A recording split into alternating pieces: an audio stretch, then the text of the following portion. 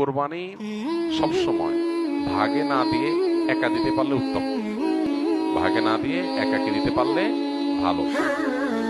গরুতে আপনি ভাগে কোরবানি দিলেন, সেটার চাইতে ছাগলে আপনি একাকে কোরবানি দিতে পারলে বেশি ভালো। কারণ সাধারণত এক ভাগ গরুতে কোরবানিতে যে টাকা যায়, সাধারণত জেনারেলি একটা ছাগলে অলমোস্ট সে পরিমাণ বা তার চেয়ে কোনো কোনো ক্ষেত্রে 1-2 হাজার আরো বেশি যায়। তাহলে আপনার অর্থ খরচ তো অলমোস্ট সমান বা বেশি হচ্ছে। এদিকে একাধিক ব্যক্তি একই পশুতে কোরবানি দিলে সেখানে ঠিকমতো বন্টন হলো কিনা, কারোর মনে কোনো দুঃখ থাকলো কিনা, কোনো কম বেশ হলো কিনা, নানাবিধ বিষয় থাকে।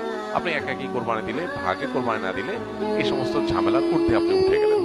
তবে এটা ঠিক যে একাধিক ব্যক্তি যদি একটা পশুতে কোরবানি দেয় এবং কারোর নিয়তের ভিতরে ভেজাল থাকে, এর জন্য সবার নিয়ত নষ্ট হয়ে যাবে, কারোর কোরবানি হবে ব্যাপারটা সেরকম না।